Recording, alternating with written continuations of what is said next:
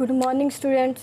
अब chapter 5 arithmetic progression शुरू करते हैं। जैसे कि चैप्टर का नाम है अर्थमेटिक प्रोग्रेशन, नाम से ही समझ जाओ अर्थमेटिक यानी कि हमारे को नंबरों के ऊपर चैप्टर रहेगा और प्रोग्रेशन यानी कि स्टेप बाय स्टेप आगे बढ़ने से रिलेटेड कुछ कंसेप्ट इसके अंदर होने वाला है।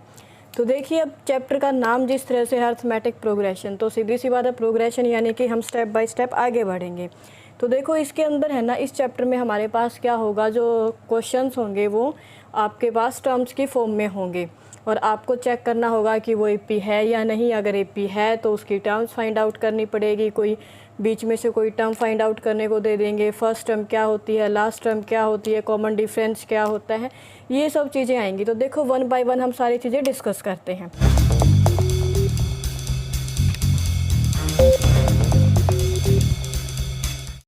तो सबसे पहले क्या है, कॉमन डिफरेंस और फर्स्ट टर्म। चलो फर्स्ट टर्म से शुरू करते हैं। What is first term?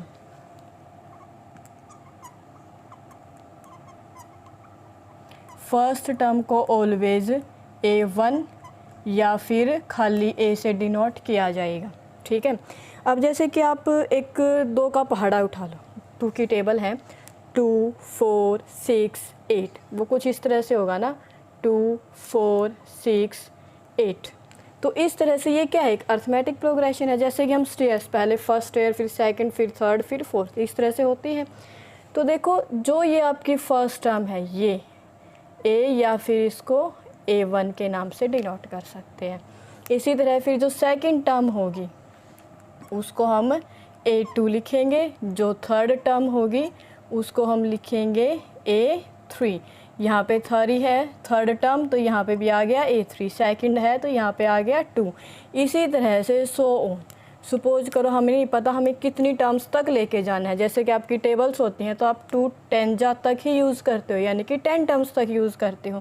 जब हमें टर्म्स डिफाइन नहीं होती तो हम क्या बोलेंगे, n टर्म्स। तो हमारी जो nth टर्म होगी वो क्या कहलाएगी, an। जो nth टर्म होती है ना, ये nth टर्म, ये क्या कहलाती है, an। मोस्टली बच्चों को कन्फ्यूज़न रहती है कि n क्या है और an क्या है। n और an को वो सेम कंसीडर करके चलते हैं क्वेश्चंस में, बट आपको ऐसे नहीं करना है।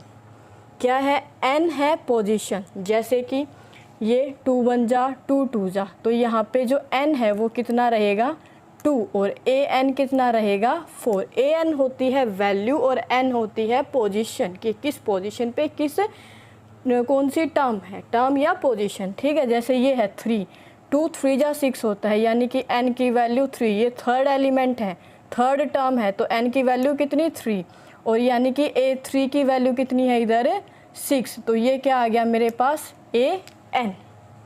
ठीक है जी। तो an होती है वैल्यू और n होती है आपके पास टर्म। तो चलिए an। और फिर एक चीज़ आती है जो बताएगी आपको कि आपके पास AP है या नहीं, उसको क्या बोलेंगे, D यानी कि कॉमन डिफरेंस।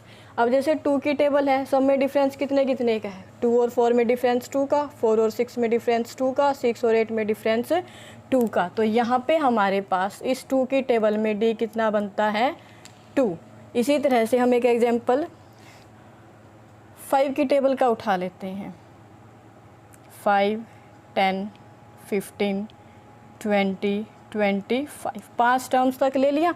तो ये जो टेबल है मैंने कहाँ तक उठाई है, 5 टर्म तक उठाई है, यानी कि मेरे पास n कितना हो गया यहाँ पे 5, यहाँ पे n कितना हो गया आपके पास 5, यानी कि टर्म्स हमने कितनी ली है, टोटल 5।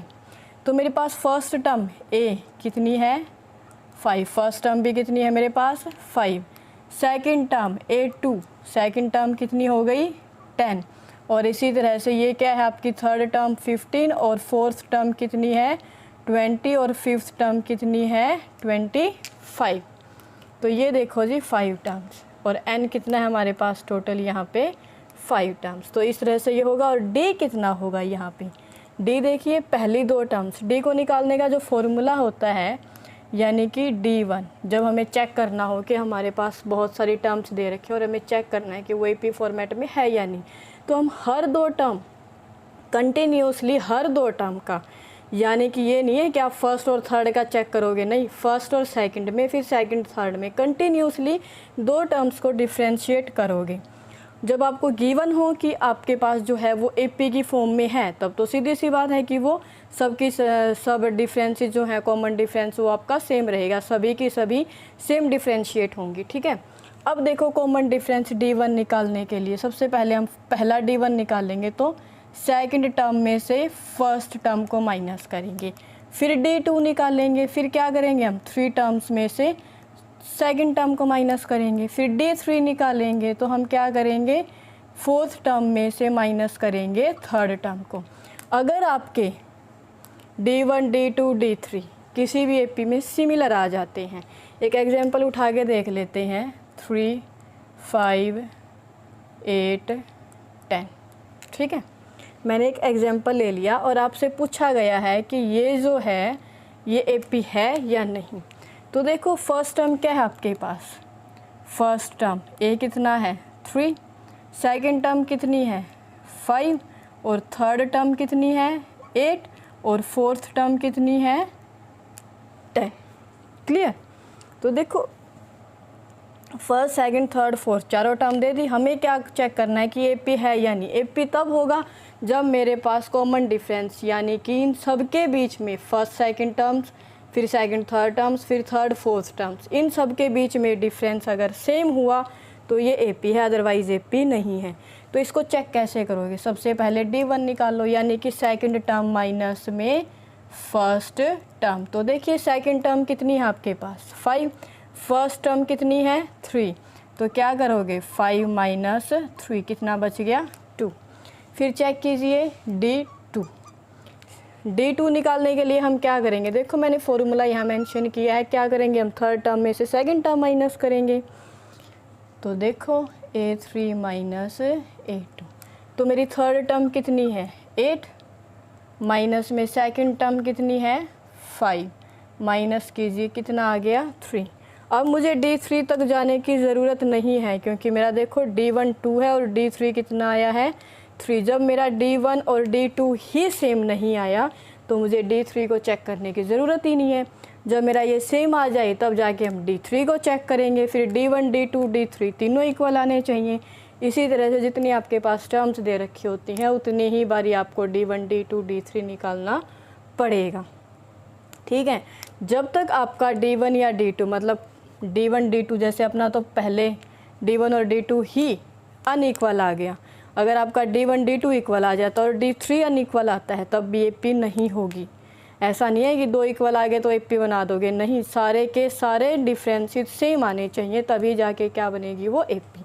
तो यहाँ पे D1 और D2 इक्वल नहीं है, दैट मीन एपी नहीं बनेगा। ठीक है, और अगर ये इक्वल हो जाता तो ये क्या बनती, फिर एपी बनती।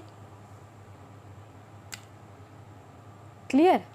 तो आपको बेसिक समझ आया। बेसिक में मैंने क्या बताया आपको, टर्म्स की फॉर्मेट होती है, टर्म्स इस तरह से लिखी जाएंगी, फर्स्ट टर्म को हम ए बोलेंगे, सेकंड टर्म को A2 बोलेंगे, A3 बोलेंगे एंड सो ऑन।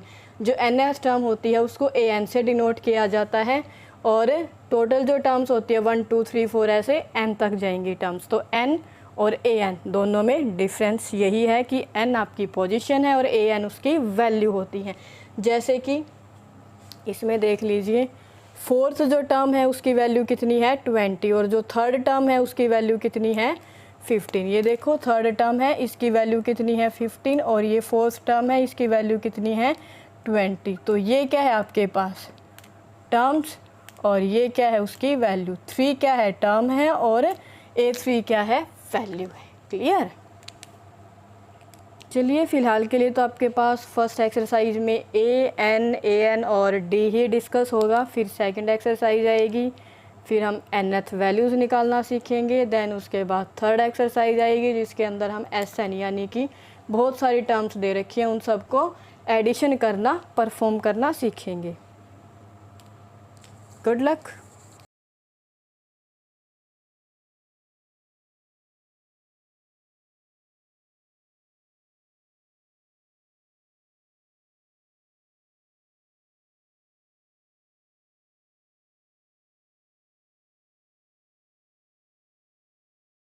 है।